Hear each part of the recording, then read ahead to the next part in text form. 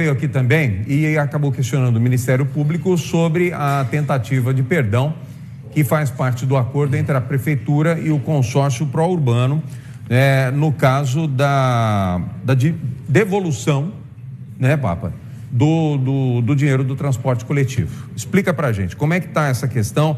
A Prefeitura fez uma auditoria há pouco tempo, né, desses gastos. Ela pagou por uma auditoria porque a Prefeitura não faz. Se ela faz, ela esconde. E é isso que eu venho denunciando já há muitos anos. Eu desafio as autoridades municipais, todas elas, do prefeito aos secretários, que mostrem as auditorias feitas na contabilidade das empresas em 2017, 2018, 2019, 2020, 2021. Não mostram. E aí pagaram R$500 milhão para uma consultoria fazer. Como é que é? Pagaram R$500 milhão para uma consultoria fazer. Uma boa consultoria, porém está se baseando nos dados da licitação de 2012. O que cabe nessa consultoria?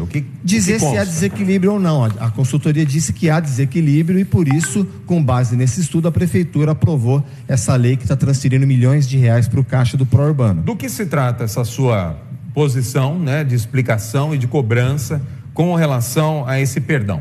Exatamente. A lei, então, aprovada, ela abre mão, a Prefeitura abre mão de tudo que foi sendo discutido no decorrer desses anos. Ora, a minha denúncia que virou inquérito e agora tramita uma ação civil pública, a juíza está no 6º perito para dizer se o pró-urbano cumpriu ou não cumpriu os investimentos previstos no contrato.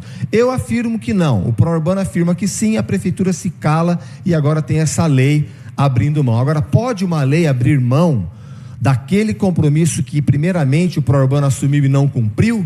Nem a justiça se manifestou. Como é que vai ser a hora que a juíza mandar o pró-urbano cumprir os investimentos? Cadê o terminal central? Cadê o terminal da USP? Cadê o terminal da Vila Mariana? Cadê?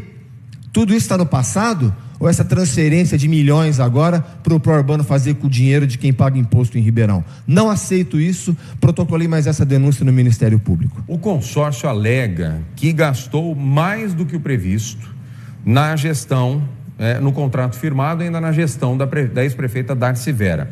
Procede isso? No meu entendimento, não.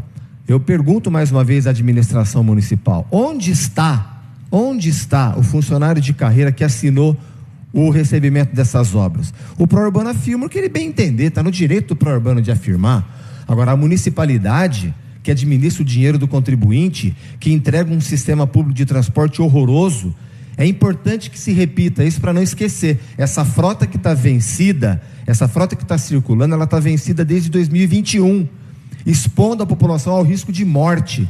Aquela senhora foi jogada para fora de um ônibus, um chuvisqueiro, o ônibus derrapou porque o pneu era careca, bateu de frente com o poste. Na Tomás Alberto, o ônibus pegou fogo porque o combustível estava vazando.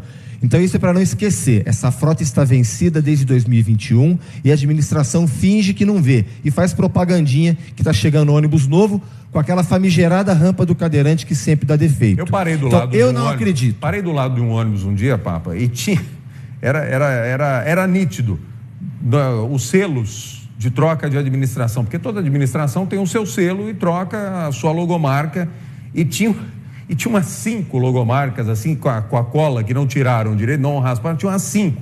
Então 5 vezes 4, 20 anos que o ônibus estava rodando, mínimo, né? É tudo uma pressa para atender o calendário eleitoral. O ano que vem tem eleição, então esses ônibus que estão chegando, eles não têm aquela suspensão pneumática que permite. E não tem aquela que permite um ajoelhamento. Sim, mas você vai ver que a rampa do cadeirante continua. Não sei se a nossa assessoria mandou a imagem dos ônibus novos, entre aspas. Ela tem uma suspensão pneumática, vai melhorar o conforto do usuário, porém a rampa do cadeirante continua. Não será aquele ônibus que tem um ajoelhamento. Todos os ônibus que vieram? 54 ônibus terá aquele ajoelhamento que abaixa para um cadeirante, para um idoso entrar. Okay. Os outros 300 não. Então um idoso vai continuar tendo que ter força para escalar, para subir no ônibus. É justo isso? Com milhões que está sendo gasto do contribuinte, é justo? É muito injusto. Bom, com relação ao município, acaba sofrendo prejuízos com as decisões tomadas hoje a favor da concessionária? Sem dúvida. O contribuinte está vendo sangrar os cofres públicos para uma empresa de ônibus que descumpre contrato. O mais flagrante e perigoso é esse, uma frota sucateada vencida circulando aí desde 2021.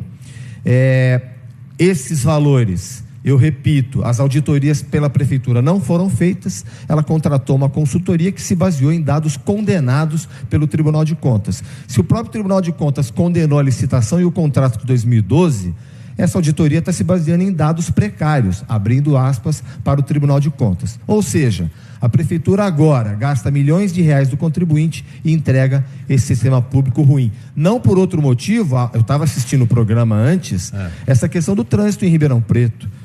Quer dizer, as obras de mobilidade estão piorando o trânsito de Ribeirão Preto, e não é porque está em fase de reforma.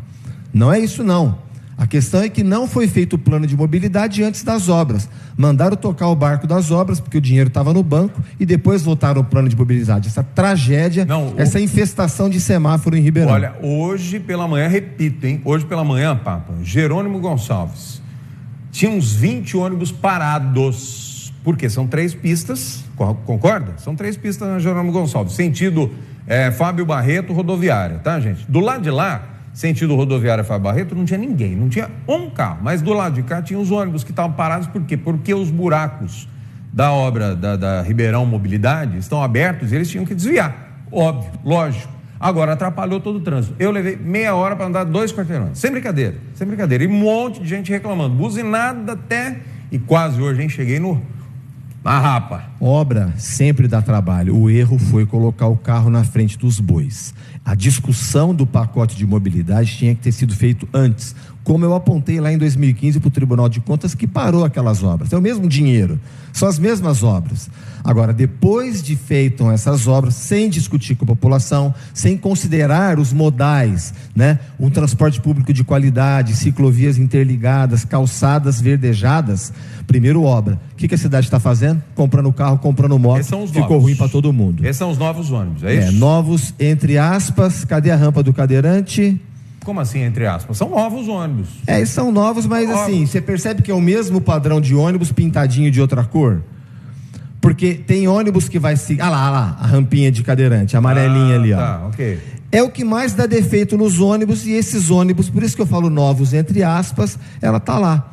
Eu vou mandar várias imagens. O Carlos César é um usuário, é um cadeirante aqui de Ribeirão Preto. O calvário desse moço de tomar ônibus e a rampa do cadeirante enguiça todos os dias. Essa prefeitura então teve toda a oportunidade de resolver o problema, mas preferiu jogar nas costas do usuário mais uma vez. Com esse questionamento, o que o senhor pretende? O senhor, como vereador, pretende junto ao Ministério Público, né? O promotor já aceitou a representação e vai instruir a ação civil pública que está tramitando, para que eu não admito que uma lei possa colocar fim a uma discussão que está na justiça. O Pró-Urbano não cumpriu os investimentos previstos em contrato, a prefeitura aceita como verdade, mas eu não. Valeu, Papa. Obrigado. Abraço. Eu que agradeço a oportunidade. Continue na luta.